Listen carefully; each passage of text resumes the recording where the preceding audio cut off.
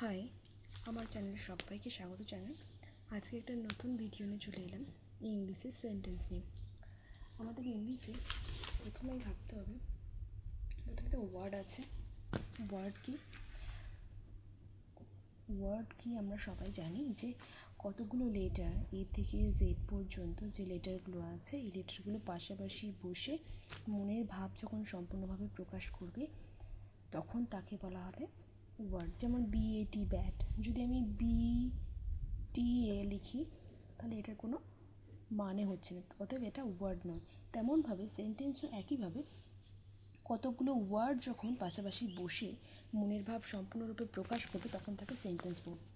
যেমন I eat rice, আমি ভাত খাই। যদি আমি বলি আই রাইস ইট,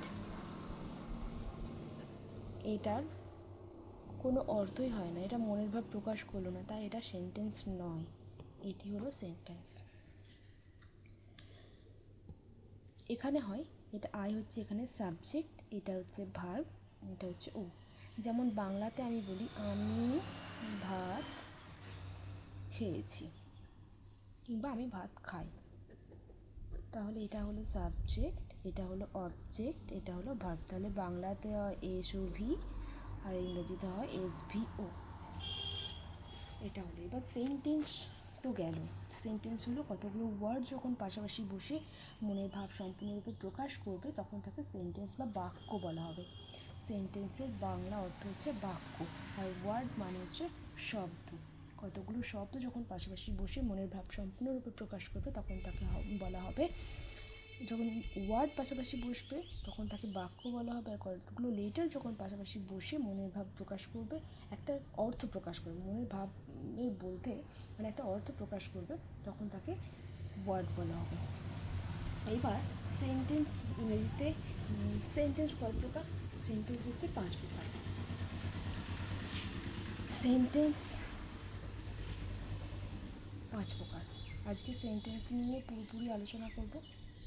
সেন্টেন্স হচ্ছে 5 প্রকার। এবার কি কি? প্রত্যেকটা সেন্টেন্সেরই আবার দুটো রকম ভাগ আছে, একটা হচ্ছে হ্যাঁ বা হ্যাঁ সূচক আর না সূচক। এবার আমি সেন্টেন্স 5 প্রকার আগে কি কি আমরা দেখে নিই। Assertive sentence,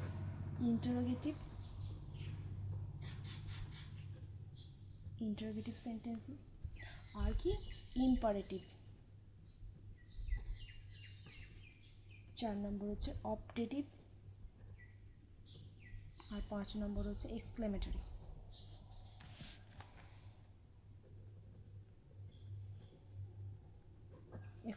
sentences. এবার এগুলোর বাংলা নাম কি? অ্যাসার্টিভ, এটা হচ্ছে বর্ণনামূলক।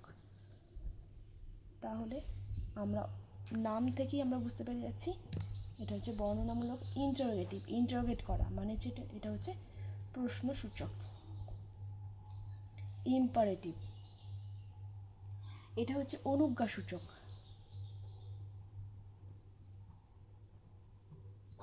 তারপরে অপটেটিভ, ইচ্ছা বা প্রার্থনা সূচক, এই যেমন মে ইউ লিভ লং। তারপর এক্সক্লেমেটরি, আবেগ বা বিস্ময় সূচক।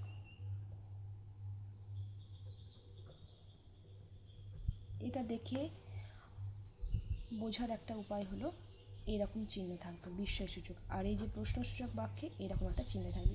এগুলো চেনার একটা নির্দিষ্ট উপায় আছে। তাহলে গেল 5 প্রকার সেন্টেন্সের। এবার দেখো অ্যাসার্টিভ সেন্টেন্স কোনগুলো। যেমন নর্মাল কোনো কথা যখন আমরা বলতে যাব, যেমন I M a girl, I read in class 5, common sings well, যে কোনো কিছু। যেমন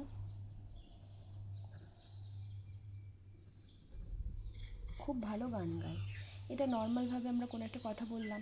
কিংবা I am a good girl, আমি একটা ভালো মেয়ে।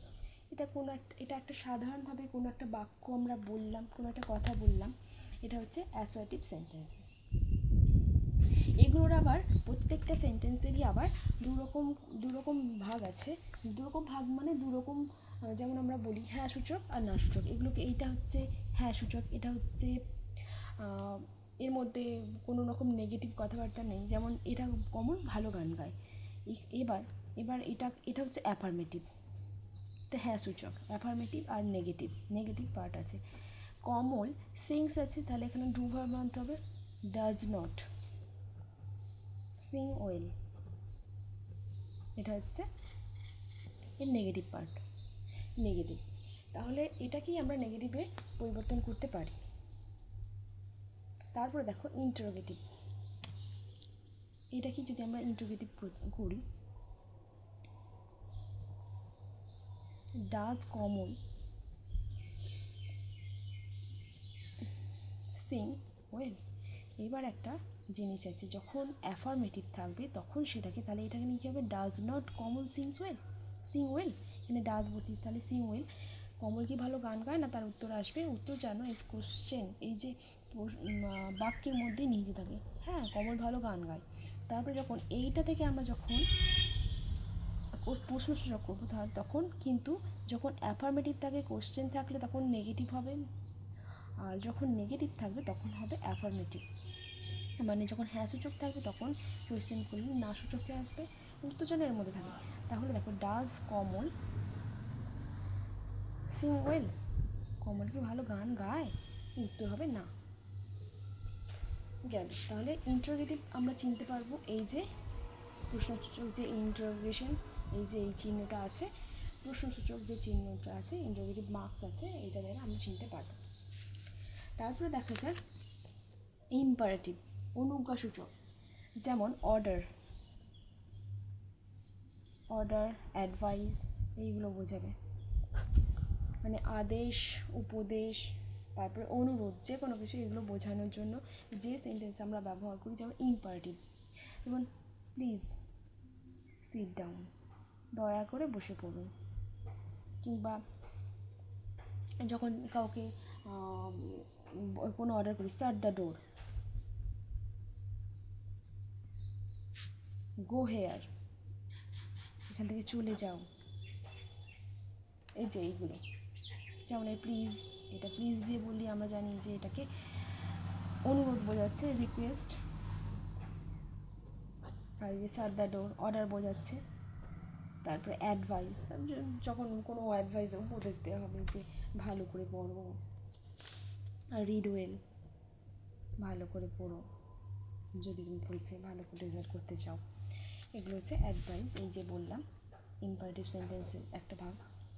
তারপরে অপটেটিভ এলো। অপটেটিভ সেন্টেন্স কোনগুলো, যেমন মনের কোনো প্রার্থনা আমরা যখন বোঝাই, যেমন যদি বলি মে হি বি হ্যাপি, সে খুব সুখী হয়ে যাবে। তারপরে যদি বলি কোনো ভগবানের কাছে যদি কোনো প্রার্থনা করা, এটার মানেই হচ্ছে প্রার্থনা সূচক বা ইচ্ছা সূচক। মনে কোনো গুপ্ত ইচ্ছা, যেন সে যদি কোনো খারাপ হোক ভালো হোক, যে কোনো মনের ইচ্ছা যখন প্রকাশ করবো, সেটা হচ্ছে অপটেটিভ সেন্টেন্স। যে সে কোনো কারোর শত্রুতা থাকলে সে যেন মরে যায়, এই ধরনের যে ইচ্ছাগুলো, সেই রকম এইগুলো সবই এই অপটেটিভ সেন্টেন্সের মধ্যে পড়ে। আর শেষ যেটা আছে এক্সক্লেমেটরি সেন্টেন্স কোনগুলো, যেমন কোনো যুদ্ধে কিংবা কোনো খেলায় জিতলে, যেমন আমরা একটা বিস্ময়সূচক, যেটা এই যে হঠাৎ করে মনের কোনো উচ্ছ্বাস আবেগ আমরা যখন প্রকাশ করব, যেমন hurray, we have won the match, আমরা ম্যাচটা জিতেছি, এই যে এটা, তখন এই যে চিহ্নটা থাকবে, এই যে এটা দেখে আমরা বুঝতে পারছি এটা এক্সক্লেমেটরি সেন্টেন্স। তারপরে হঠাৎ কেউ মারা গেলে যদি আমরা অবাক হই, তাই না, যেটা বলি হাই সে মারা গেল, অ্যালাস, এটা হয় হি ইজ নো মোর, সে আর নেই। এই যে মনের দুঃখও হতে পারে, মনের আবেগ, যে কোনো দুঃখ আনন্দ সবই তো আমাদের মনের আবেগ। এগুলো বোঝাতে গেলে যেগুলো আমরা ব্যবহার করি, যেটা হঠাৎ করে যেগুলো আমরা ব্যবহার করি, এই যে এই চিহ্নটা দ্বারা আমরা বুঝতে পারবো যে এটা এক্সক্লেমেটরি সেন্টেন্স। এবার দেখো কিছু জিনিস দেখা যাক, যেমন যেটা বলছিলাম অ্যাফার্মেটিভ হ্যাঁ সূচক আর না সূচক দুটো তো আছে। আই অ্যাম হ্যাপি, এটা তো অ্যাফার্মেটিভ দেখেই বলেছে আমি খুশি। তো এটা নেগেটিভ করতে গেলে এটা অ্যাফার্মেটিভ আছে, নেগেটিভ করতে গেলে নট যোগ করতে হবে। তাহলে কী হবে? I am not happy. তারপরে সি ইজ ক্লেভার, একইভাবে হবে she is not clever. She is reading, এটা তো গেল। এবার কন্টিনিউয়াস দেখি, সি ইজ রিডিং, তাহলে নেগেটিভ কী হবে? সি ইজ নট রিডিং, এরকমভাবে হবে।